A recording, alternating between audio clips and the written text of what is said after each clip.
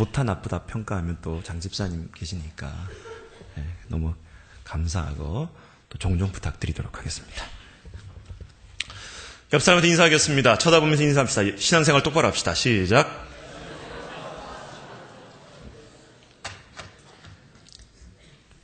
강구할 때 조금 제가 격조 높게 얘기해서 미안한데 여러분 신천지 왜 빠질까요? 혹시 이 자리에 앉아 계신 세 분 신천지 예배 끝나고 좀 남아주시면 저하고 좀 토론 좀 합시다. 성경 여기 준비되어 있으니까 그렇게 자신 있으면 저한테 좀 왔으면 좋겠어요.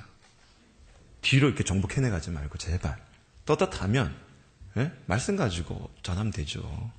왜 남의 전화번호 몰래 캐가가지고 봉사단체라고 하면서 고아원 방문하자고 데려가가지고 그리고 우연찮게 이사도 오지 않았으면서 불구하고 포항에 이사 왔다 거짓 부림 해가지고 교회 접근하고 참 그들은 그걸 가지고 모략이라 그러는데 여러분 거짓말입니다. 거짓말. 성경에서는 거짓말 가지고 여러분 복음 전하라고 한 적이 없거든요. 저 여러분 쓸데없는 데 관심 갖지 말고 하나님 말씀에만 관심 갖는 우리 모두가 될 수 있길 주의 이름으로 축원합니다.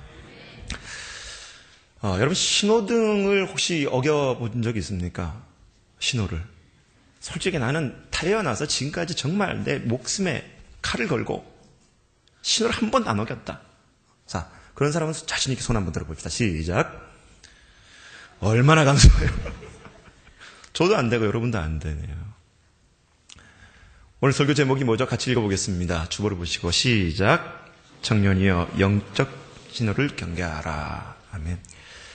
신호등을 잘 지키는 걸 삶이 될 수 있기를 소망합니다. 살아갈 뿐만이 아니라 다가오는 그런 영적 신호등 앞에서도 우리가 신호를 잘 지키는 그런 삶이 됐으면 좋겠습니다. 이런 1800년에 켄터키주의 가난한 농부의 아들로 태어났던 링컨, 우리 잘 알고 있는 인물입니다. 근데 이 링컨이 어렸을 때에 그의 아버지는 글자 한 글자도 읽지 못하는 그런 무식쟁이였습니다.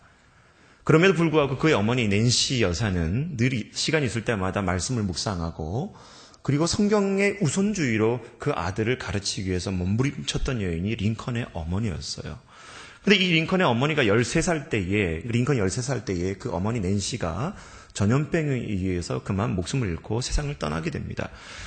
세상을 떠나기 전에 자신의 아들 링컨을 불러다가 성경 한 권을 자기가 봤던 성경을 그에게 물려주면서 이렇게 얘기합니다. 내가 너에게 많은 땅을, 많은 토지를 물려줄 수 없지만 내가 이 세상에 살면서 성공할 수 있는 그 귀한 진리가 담겨져 있는 이 성경을 너에게 줄 수밖에 없지만 이 말씀에 담겨져 있는 그 말씀대로 순종하기만 하면 너의 장래는 보장돼 있다라고 하면서 마지막 유언을 성경책을 링컨에게 전해주면서 그 낸시는 세상을 떠나게 되어집니다.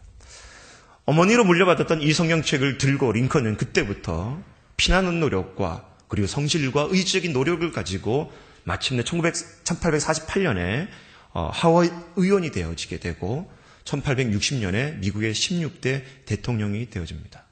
말씀대로 살려고 그리고 말씀대로 통치하고 정치를 하려고 하다 보니까 제일 눈에 다가왔던 게 뭐냐면 노예 문화였습니다. 말씀대로 양심의 하나님께서 주신 감동이 뭐냐면 이 노예 제도를 폐지를 해야 된다는 깨달음을 주시는 거예요. 그래서 말씀대로 그 말씀을 붙들고 마침내 링컨 대통령은 노예 폐지 운동을 선언하게 되어집니다. 어머니가 물려줬던 그 성경의 유산으로 말미암아 모든 일을 계획할 때 기도로 시작을 했고 일을 추진할 때도 기도로 추진했던 그 링컨. 그리고 마침내 남북 전쟁이 끝나게 되어지고 전사자 기념 봉사관을 올리게 되면서 그는 많은 국민들 앞에 이렇게 연설을 합니다.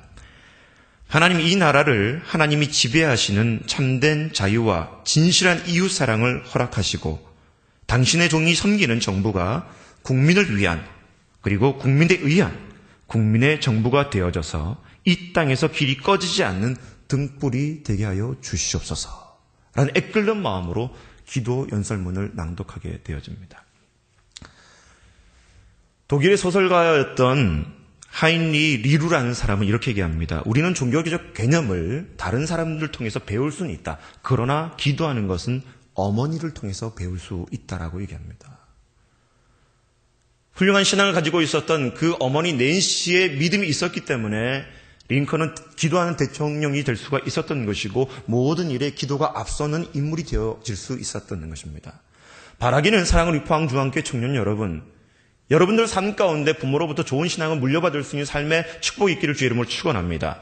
아니 부모님이 믿지 못한다 할지라도 여러분들로 말미암아 여러분 자녀들에게 그런 신앙의 아름다운 유산이 전해질 수 있기를 주의 이름으로 축원합니다. 오늘 우리가 읽었던 본문 말씀에서도 이런 신앙의 유산의 문제가 나오게 되는데 우리 한번 말씀 같이 찾아서 읽어봤으면 좋겠습니다. 사사기 2장 6절과 7절 말씀 같이 한번 읽어보겠습니다. 방송실 띄워주시기 바라고요. 6절과 7절입니다. 시작.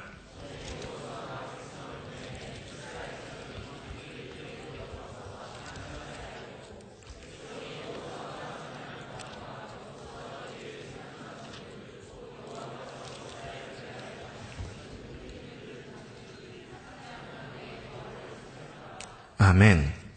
오늘 말씀을 보다 보면 하나님을 알았던 세대, 그러니까 여호수아와 함께 그 가나안 정복 시대에 같이 동고동락하고 눈물을 흘리며 고생했던 그 세대들은 뭐라 그러냐면 하나님을 기억하고 하나님을 섬겼더라 그랬어요. 6절과 7절에. 근데 이 1세대들이 죽고 난 이후에 어떤 문제가 생기느냐? 여러분 10절 말씀, 2장 10절입니다. 같이 읽습니다. 시작. 그 세대 사람도 다 그 열조에게로 돌아갔고 그 후에 일어난 다른 세대는 여호와를 알지 못하여 여호와께서 이스라엘을 위하여 행하신 일도 알지 못하였더라. 문제가 뭐예요? 6절과 7절에는 하나님을 기억했던 1세대가 있는 반면에 10절에 가서는 그 1세대가 다 죽고 난 다음에 다음 세대들이 하나님을 알지 못하고 하나님을 섬기지 못하였더라 문제를 제기하고 있는 겁니다. 세대가 교체되면서 여러분 하나님을 모르는 시대가 더 많아지기 시작했다는 거예요. 화울링이 생기네요. 방송실 조금 잡아주십시오. 하나님을 모른다. 다시 말해서 하나님에 대해서 영적 무지가 있고 하나님을 체험하지 못했던 그런 세대가 다음 세대로 돼버렸다는 거예요. 여러분 비슷한 말씀을 보다 보면 우리가 뒤에 가면 사무엘상이 나오게 되는데 사무엘상에 가면은 2장에 보면 엘리의 제사장이 나옵니다. 그리고 그 엘리의 두 아들이 평생 동안 자라면서 아버지 엘리가 하나님 앞에 제사하고 하나님 앞에 분향하며 하나님 모시고 사는 삶을 봤어요. 그런데 말씀을 보다 보니까 사무엘상 2장 12절은 뭐라 그러냐면 엘리의 아들들은 불량자라 여호와를 알지 아니하더라. 아버지가 하나님을 제사하고 하나님을 예배하고 하나님을 섬기는 그런 삶을 눈에서 봐왔지만 그들은 지식적으로 하나님을 알 뿐이었지 하나님을 체험하지 못하고 영적으로 무지했던 그 엘리의 두 아들들의 모습이 실제적으로 존재하고 있었다는 거예요. 마찬가지로 오늘 사사기에 나왔던 다음 세대의 문제가 머리로는 부모들이 1세들이 믿었던 바라왔던 만났던 그 하나님을 들었을지 몰라도 직접적으로 하나님을 모르는 세대가 돼버렸다는 거예요. 사랑하는 청년 여러분, 저가 여러분에게 묻겠습니다. 여러분은 정말 하나님을 알고 있는 세대입니까? 하나님을 모르는 세대입니까? 묻는다면 여러분 뭐라고 대답하겠습니까? 부모님이 장로님이기 때문에, 부모님들이 직분자이기 때문에, 내가 모태 신앙이기 때문에 오늘 이 자리에 앉아있는 것이 하나님을 아는 행위라고 여러분 스스로 여러분 자족하고 있지 않습니까? 정말 하나님을 아냐는 거예요. 착각하지 마시라는 거예요. 여러분 모태신앙이 구원을 보장하지 않습니다. 이건 오류예요. 유아세례 받았다? 여러분 그 유아세례 믿음이 여러분 지금 여러분의 신앙을 보증하고 있습니까? 오늘 사사기에 나왔던 다음 세대의 모습처럼 하나님을 모르고 교회만 왔다 갔다 하는 그 모습 가지고는 여러분 천국 근처에도 못 간다는 거예요. 착각하지 마십시오. 오늘 여러분 저와 여러분의 삶 가운데 하나님을 아는 은혜가 있기를 주의 이름으로 축원합니다. 종교적인 색채가 있다고 해가지고 여러분 그게 신앙이 아니라는 거예요. 신앙이라는 것은 정말 하나님을 인격적으로 알다. 그리고 그분을 정말 삶 가운데 체험하고 나의 삶의 모든 중심이 구분이 되어질 때에 하나님을 안다라고 얘기할 수 있는 거예요. 예수님을 나의 구주로 영접한다는 것은 그분이 아니고서 내가 살 수 없다라는 그 처절한 애끓는 고백이 있어야지만이 그 예수가 나의 구주가 될 수 있다는 거예요. 삶의 우선 중심이 주님이 아닌 다른 것으로 자리 잡고 있음에도 불구하고 그분이 나의 구주다, 나의 메시아다, 그리스도다. 여러분 모순이라는 거예요. 이런 모순 속에 여러분 종교적인 색채만 갖고 교회만 왔다 갔다 하는 그런 모습 가지고는 여러분 안 된다는 것입니다. 이것은 여러분 바로 영적인 빨간 신호등 등이 들어와 있는 상태라는 거예요. 빨간불이 켜졌을 때 여러분 그 길을 건너다가 차에 치여서 죽는 경우들 얼마나 많이 있습니까? 오늘 저와 여러분 신앙 앞에 이 영적인 빨간 적신호가 들어왔을 때에 깨닫고 우리의 발걸음을 다시 한번 재조정할 수 있는 그런 삶이 될 수 있기를 주의 이름으로 축원합니다. 그런데 여러분, 이런 영적 적신호의 신호가 몇 가지, 10개가 있는데 한번 들어보십시오. 첫 번째로는 하나님의 음성을 듣지 못하고 하나님의 음성 듣기를 거부하는 내면적인 마음이 들기 시작할 때. 마이크 볼륨 조금만 올려주십시오. 하나님의 음성을 들으려고 하지 않는 거예요. 이 자리에서 예배를 드리고 있지만 많은 청년들이 똑같은 설교를 들어도 어떤 사람은 그 말씀이 가슴속에 심겨져 있는 청년이 있는 반면에 어떤 사람은 한쪽 귀로 듣고 한쪽 귀로 흘려버리는 사람이 있는데 그 사람은 여러분 영적 적신호의 상태라는 겁니다. 두 번째로는 예배에 습관적으로 드리는 사람들. 예배에 하나님을 만나고자 하는 사모함과 기대감과 설레임이 아니라 그냥 시간이 돼서 오고 시간이 돼서 가고 그 예배 1시간 내내 졸고 있다가 돌아가는 그 모습, 영적 적신호라는 거예요. 세 번째로는 여러분 기도와 묵상의 시간이 점점 더 줄어드는 사람들.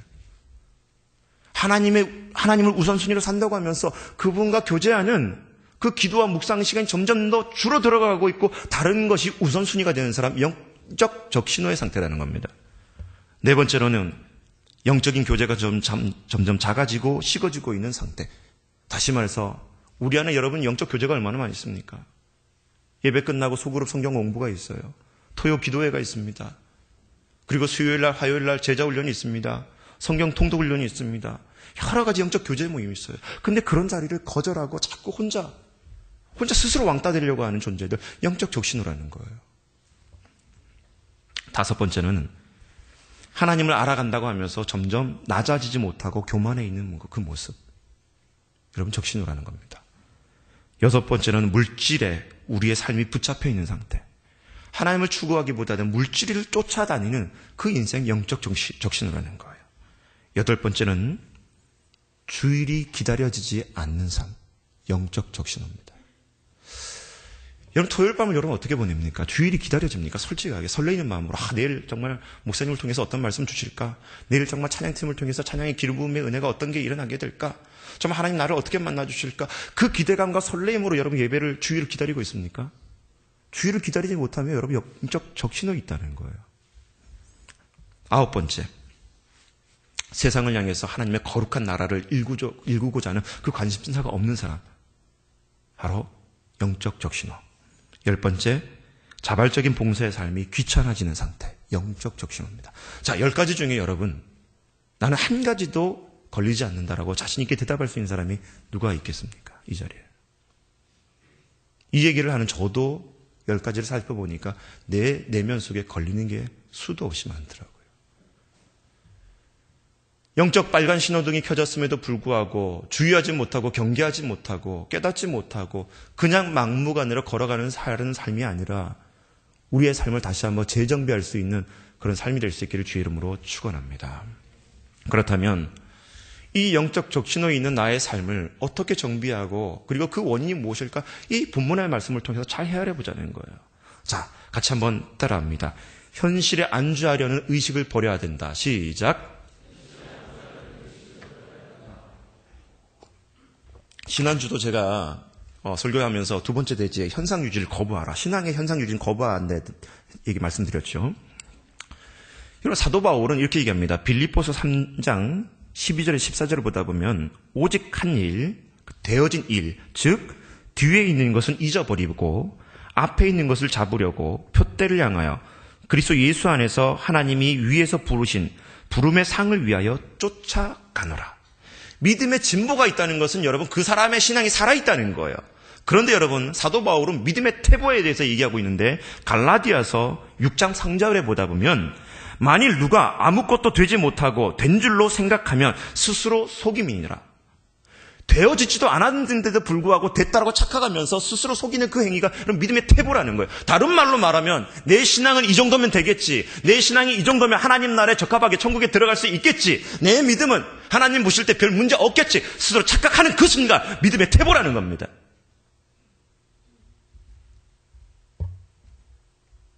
신앙의 적신호를 여러분 발견하십시오. 많은 사람들이 안정이라는 단어를 너무 좋아합니다. 변화하기보다는 안정이라는 단어를 너무 좋아하게 되죠. 근데 여러분 예수님께서 한글역에 얘기합니다. 좁은 길을 택하라고, 좁은 문을 택하라고.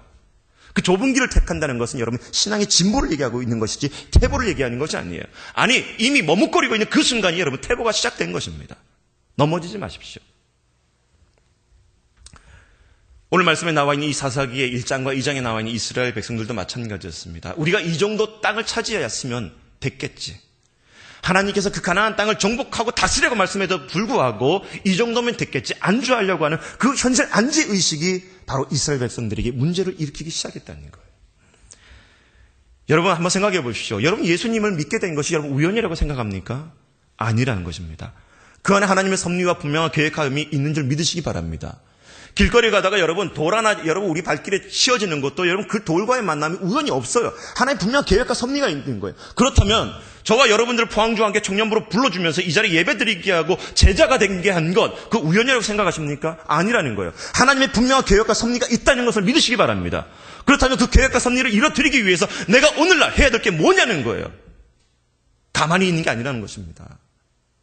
신앙의 진보의 열정과 노력들이 우리 모두에 있길 주의 이름으로 축원합니다. 정신 차리라는 거예요, 여러분. 그래 알량한 믿음 갖고 내가 구원받았다고 스스로 자족하면서 이 자리에 앉아 있지 말라는 것입니다.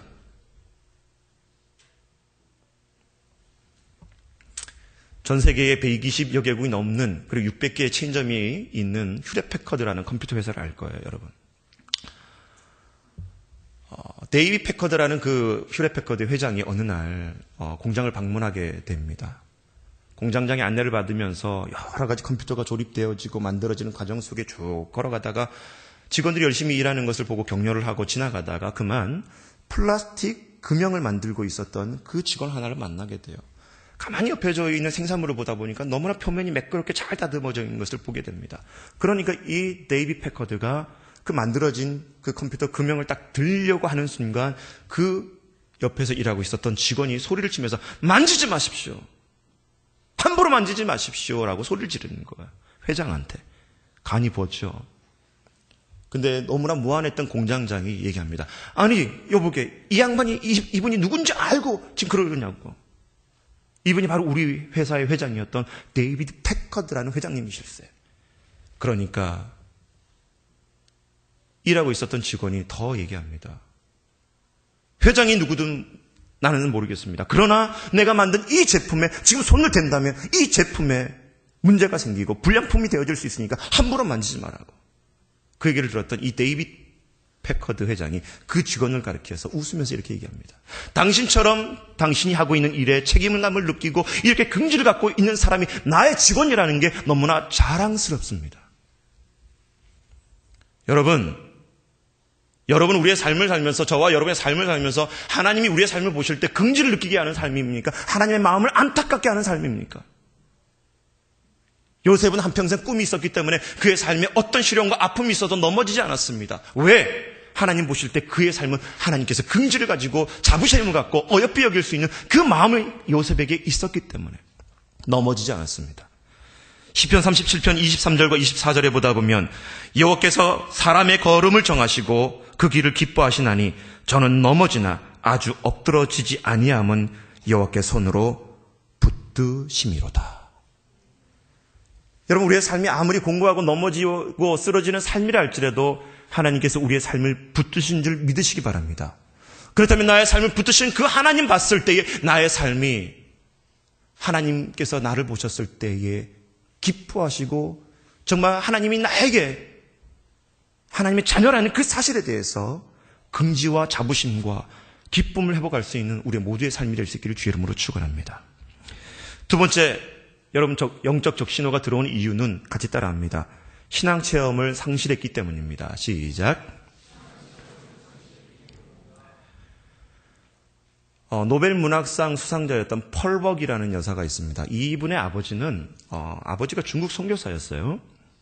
어렸을 때의 기억이 나는데 이 펄벅 여사가 어렸을 때에 중국에서 이렇게 아버님과 함께 선교사역을 하고 있다가 어느 날 아버님이 멀리 선교 여행을 떠나게 됩니다. 중국 내지로. 그러니까 어머니랑 자기 가족들이 남아있는 거예요. 근데 몇 달 동안 그 마을에 비가 오지 않습니다. 그러니까 동네 중국 마을 사람들이 저 백인 여자가 이상한 신을 섬기게 되면서 우리 마을에 비가 오지 않는다. 저 여인과 저 가족들 쳐 죽여야 된다라고 생각을 하고 몽둥이를 들고 밤에 쳐들어가기로 작정을 하는 거예요. 그 얘기를 이 펄벅 여사의 어머니가 듣습니다. 그런데 그 어머니의 조치는 뭐였냐면 그날 집안을 깨끗이 청소하고 마당에 현관문을 활짝 열어놓고 거실 문을 열어놓고 케이크를 준비하고 차를 준비하고 과일을 준비하고 거실 한가운데 아이들을 보란듯이 장난감을 가지고 놀게 했던 거예요. 밤이 됐습니다. 동네 사람들이 그 집 앞에 가니까 왠지 이상하게 문이 다 열려져 있고 거실 문까지 열려져 있는 거예요. 화가 난 심정으로 그 마당의 마을로 그리고 그 거실로 뛰어 들어가게 되는데 그 가족들이 요지부동 움직이지 않는 거예요. 가만히 놀고 있는 거예요. 아이들마저도. 그리고 그 펄벅 여사의 어머니가 그 동네 사람들 가리켜서 어서 오십시오. 오시느라 힘들으셨죠. 앉으셔서 차와 케이크를 드십시오. 동네 사람들이 어리둥절합니다. 몽둥이를 들고 패 죽이려 왔다가 그렇게 다가오는 그 펄벅 여사의 어머니의 모습을 보고서 뭐라고 할 줄 몰라요. 앉으라니까 앉습니다. 케이크를 먹으라니까 먹습니다. 차를 마시니까 마셔요. 그리고 과일을 먹으니까 먹어요. 그리고 옆에 어린아이들이 천진난만하게 노는 모습을 보고 몽둥이는 온데간데 없고 뒤로 숨기게 되어집니다. 어쩔 수 없이 그 동네 마을 사람들은 다 먹은 이후에 그냥 나오게 됩니다. 근데 그렇게 나오는 순간 그 마을에 비가 내리기 시작합니다. 시간이 흐른 뒤에 이 펄벅 여사의 어머니가 그 펄벅 여사를 앉혀놓고 그때 어렸을 때의 기억을 얘기하면서 그때 당시에 막다른 골목이 우리 가문 가운데 가족 가운데 없었다면 그런 용기가 생길 수 없었을 것이다. 막다른 골목의 상황이 되어졌기 때문에 믿음으로 그런 용기가 나왔다는 거예요. 여러분, 우리 신앙의 여러분들 부모님들 생각하십시오. 선친들을 생각해 보십시오. 그들은 아무것도 없었습니다. 많이 배운 분들도 많지 않았어요. 그럼에도 불구하고 교회를 다니시면서 그분들이 붙들었던 것은 바로 신앙의 체험이었다는 것입니다.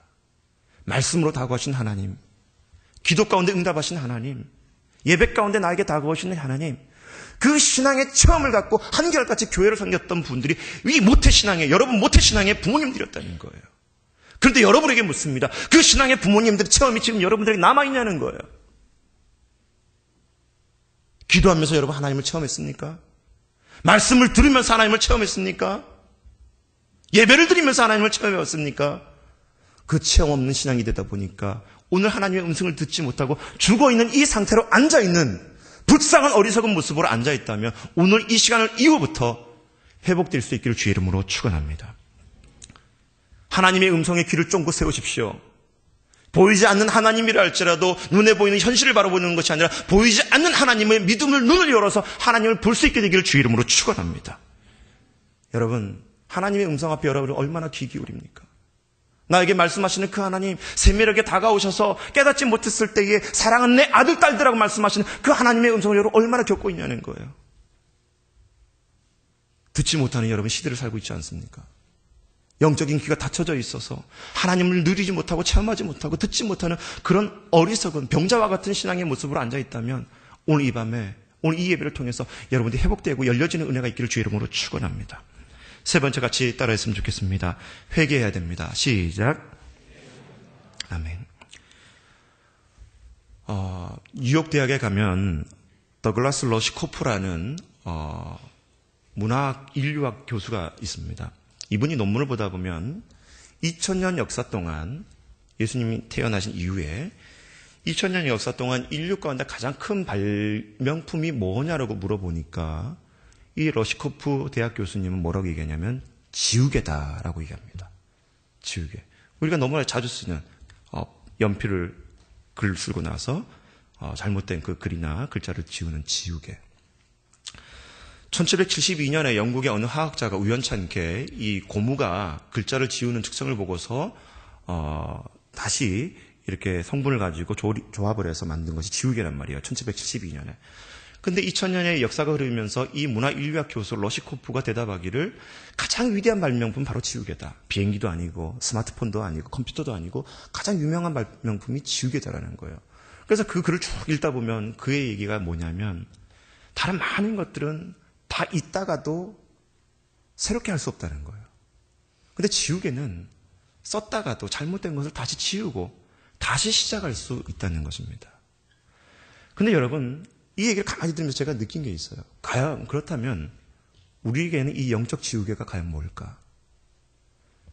오늘 지금 1분 1초 전까지도 내 삶이 혹시라도 하나님 앞에 삐뚤어져 있고 잘못됐다 할지라도 이 영적 지우개가 있는데 그것을 다시 지우고 다시 출발할 수 있도록 하나님께서 은혜를 베풀어 주셨다는 것입니다. 그것이 무엇이냐? 바로 십자가의 보혈의 공로를 의지하면서 회개하라는 것입니다. 사랑하는 청년 여러분, 오늘 저와 여러분의 삶이 어떤 포인트, 어떤 상황에 놓여져 있다 할지라도 그 영적 지우개가 우리를 새롭게 할 줄 믿습니다. 다시 시작하라는 거예요. 시작하지 못할 이유가 없다는 거예요.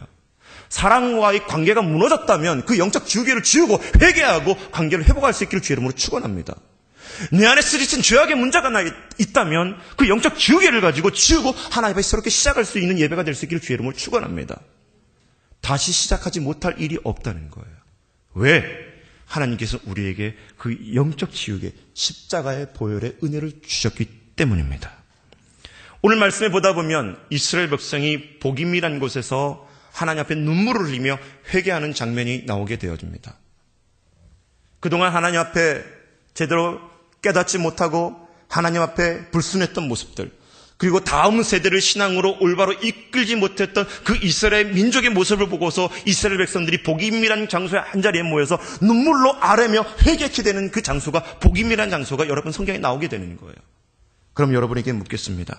여러분의 오늘날의 복임은 어디입니까? 내 신앙의 문제가 이렇게 산재해 있음에도 불구하고 하나님을 제대로 만나지 못하고 삐뚤어진 신앙관을 갖고 교회 들락날락하면서 지금 살아가고 있는 이 나의 영적인 이 교만한 모습들, 문제점을 가지고 병든 상태를 가지고 그 복임의 장소로 나가야 되는데 그 장소가 어디냐는 거예요. 바라기는 포청 공동체가 주일날 오후 2시에 예배드린 이 장소가 여러분의 복임이 될 수 있기를 주의 이름으로 축원합니다.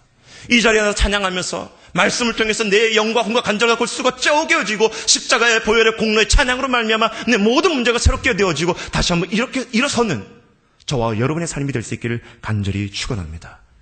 여러분, 인생을 살 때 목적을 이루는 것보다 더 중요한 게 있는데 목적을 어떻게 이루냐는 거예요. 수많은 청년들이 성공하기 원합니다. 잘 되기 원합니다. 행복하기 원합니다. 그런데 그 행복과 목적을 이루기 위해서 더 중요한 것은 그걸 어떻게 이루냐는 거예요. 결과보다 중요한 건 태도라는 것입니다. 오늘 이 시간에 여러분 삶을 통해서 이 예배 가운데 여러분에게 주시는 하나님의 말씀, 영적 적신호가 켜져 있음에도 불구하고 그 신호를 그냥 무시한 채 달려가고 있다면 잠시 그 걸음을 멈추십시오. 그리고 그 영적 적신호의 원인이 됐던 모든 문제를 말씀과 기도 가운데 살아계신 하나님 앞에 내어놓고 해결할 수 있는 삶으로 세상에 나아가는 저와 여러분 모두가 될 수 있기를 주의 이름으로 축원합니다. 같이 기도하겠습니다.